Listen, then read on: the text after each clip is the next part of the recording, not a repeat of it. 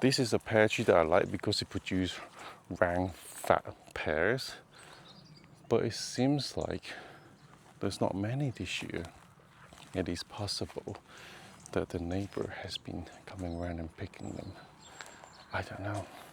I mean, it's unusual that there is not many pears here. It looks like they've already been picked.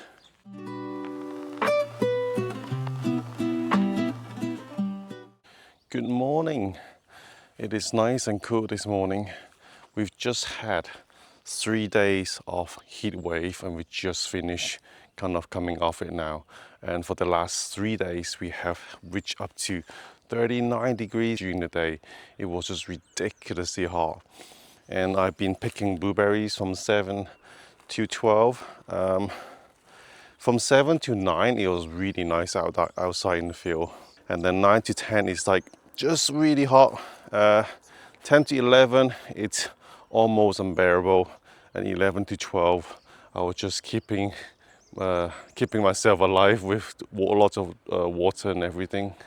But overall, I'm still having a lot of fun picking blueberries. I love doing the job.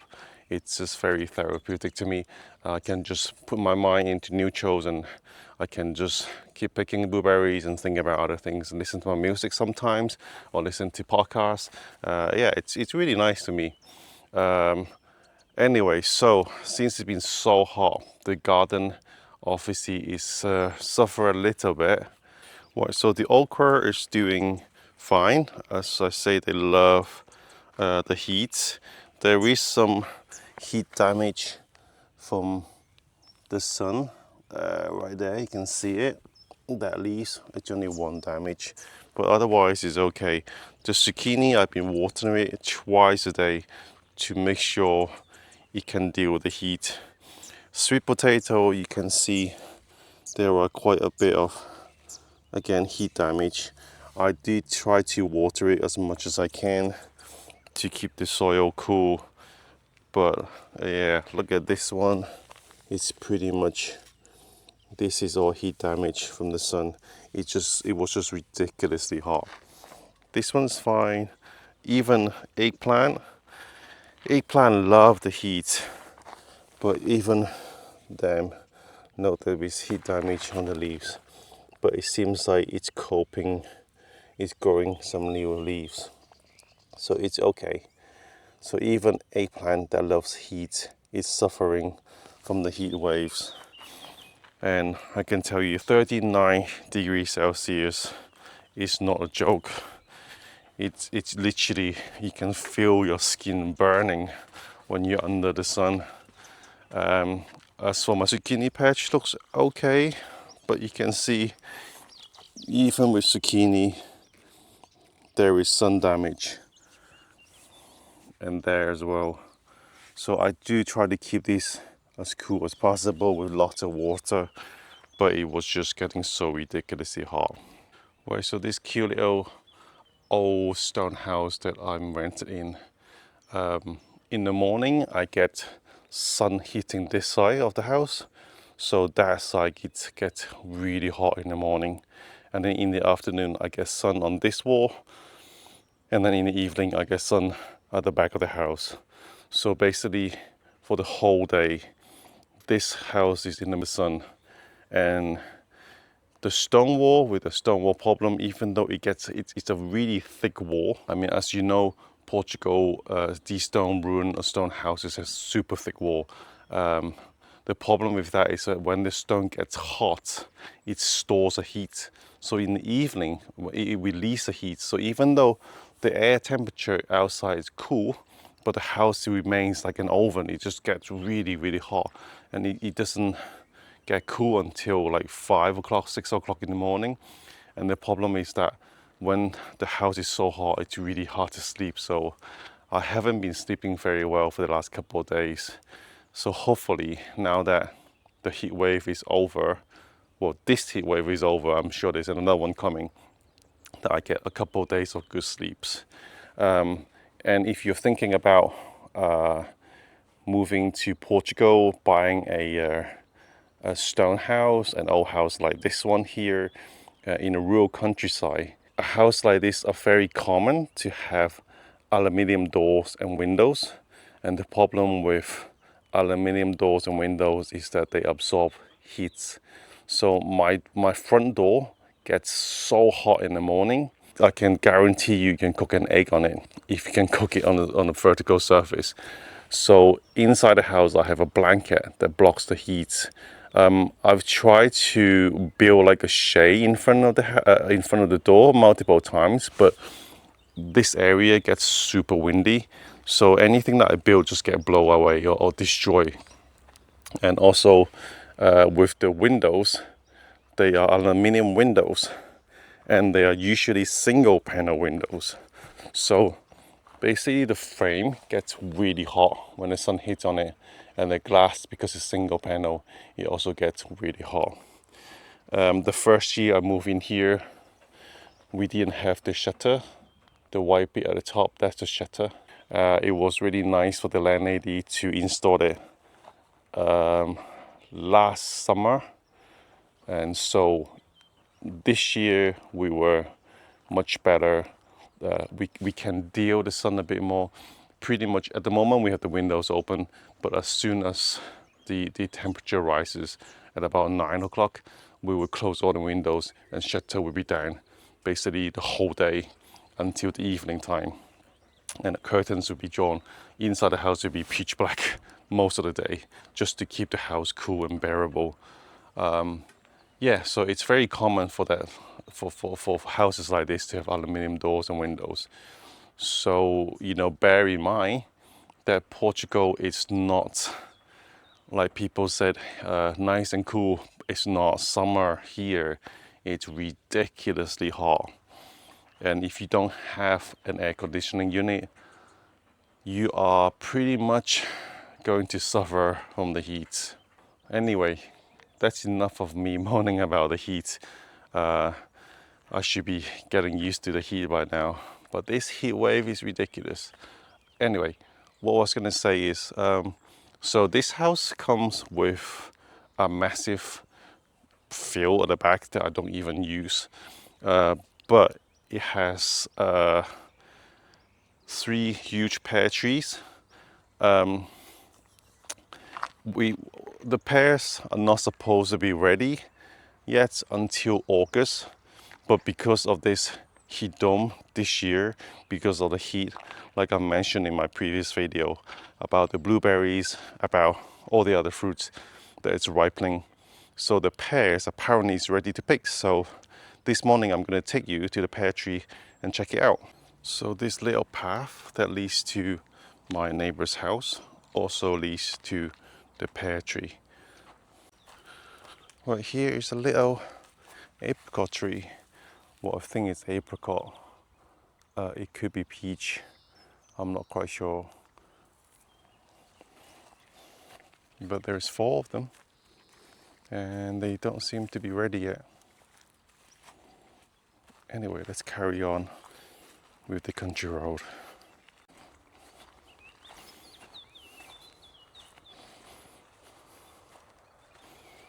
What a beautiful day to be walking around. There's a look at the hillside, and the birds are singing.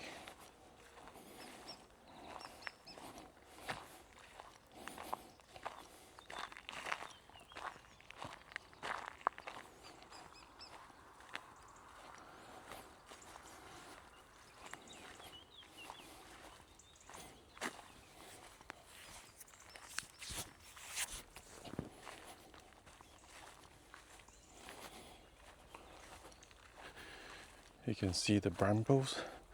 These are blackberries, but it looks like they have dried out. Maybe not this area.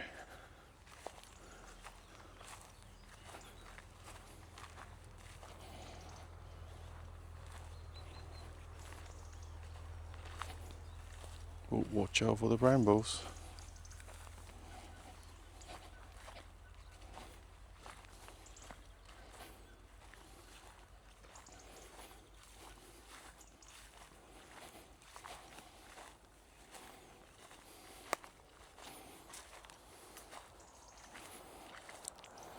So the pear tree should be close by, if I can remember it right. Okay, here is. Let's see if there's any pears on this. Right, so here is a pear tree, but I don't see any pears at all. Let me go have a closer look at it. I spotted some pears. Let me see, I can zoom in to show you. Okay, I'm not sure you can see it. Hold on, let me see, I can point it out. It's right there. There's two there. Maybe I can try to walk closer. Well, they're not easy to spot because they're green. This is a pear tree that I like because it produces round, fat pears. But it seems like there's not many this year. It is possible that the neighbor has been coming around and picking them.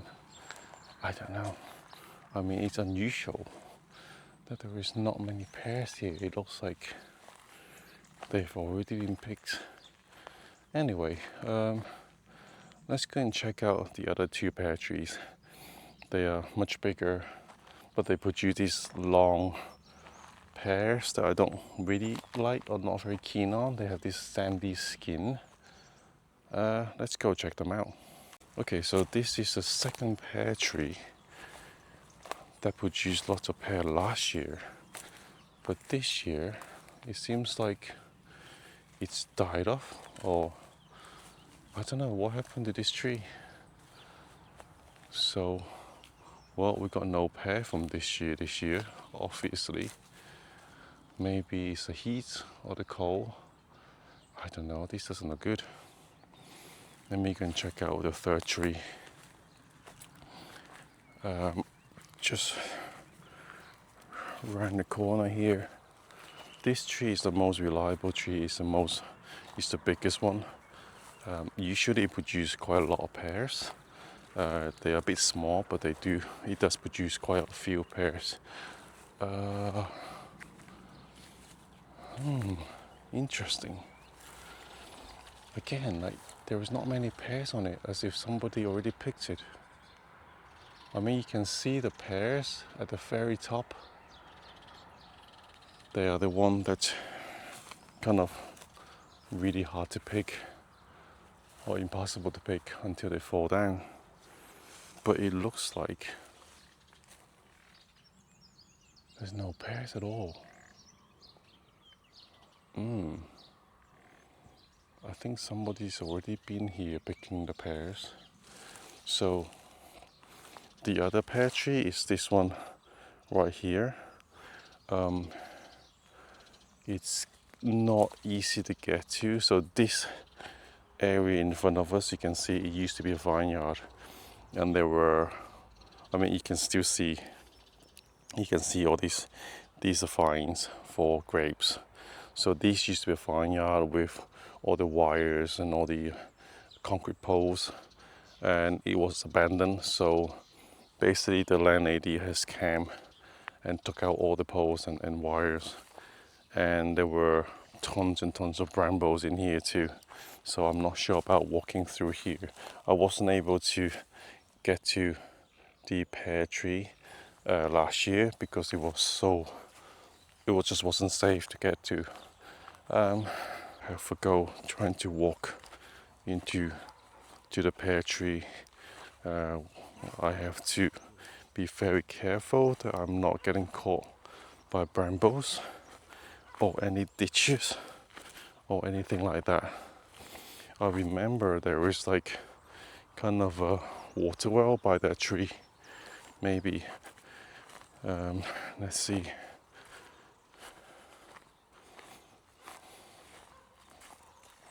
You can see the vines on the road, on the ground. They're trying to come back. And if they're not pruned by next year, this whole field will be covered in vines.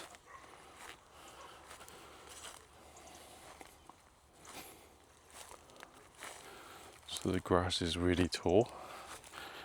I need to make sure that I don't get any ticks when I get home. Oof. Right.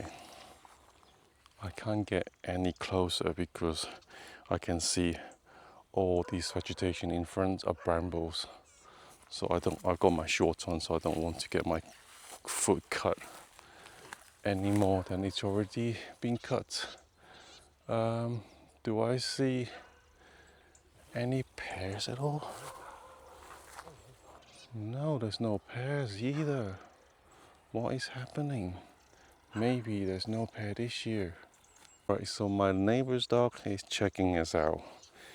Can you spot the dog? Can you see him moving away now?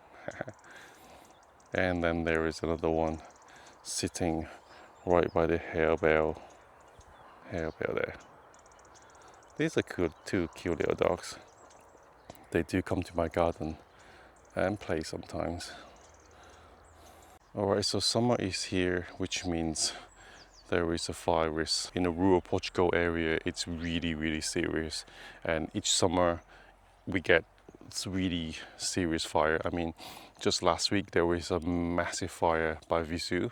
And once the fire starts, it's uncontrollable because the land is basically so dry. I mean, you can imagine if they set on fire, there is so much dry grass to burn and all the trees, and it's going to be very serious. But the good thing about living by a pylon, as you can see, the fireman will come and create a fire break, as you can see clearly. So, I mean, it's grew back a bit now, but it used to be a bare ground. So even if the mountain set on fire or it comes on the bottom, it stops because of that break. So that's what they are for. If you see them, if you come to Portugal, you drive around and you wonder why there's a bare kind of a strip on a mountain, that's what they are for. Just a quick update on the peach tree. As you can see, there are so many peaches here that it's actually weighing the whole tree down. But you can see there are lots of peaches. They're not anywhere near ready yet, but hopefully in, I think, about 2 months time, maybe a month and a half, they will be ready. A lot of them has fell down, I think, because of the heat, but there are still a lot on the tree, so I'm not worried about not getting any of it. So my task, as I do every morning, is to water the garden before the heats arrive. Today is not so hot. It's I think it only goes up to about 34 degrees, which is, it is still hot, but not as hot as the last 3 days that went to like 39 degrees, and it feels like 44 or something. It was just ridiculous. So now I'm just going to water the garden, and I will end the video here. Like I said from the last video, I've been so busy picking blueberry right now. I don't even have time to do any filming. By the time I finish picking blueberries at 12 p.m, by the time I come back, it just gets so hot out here. I don't know, I didn't want to do any filming, and probably the camera's gonna get overheated anyway. So I didn't have much time to do any filming. So I'm going to stop the video here.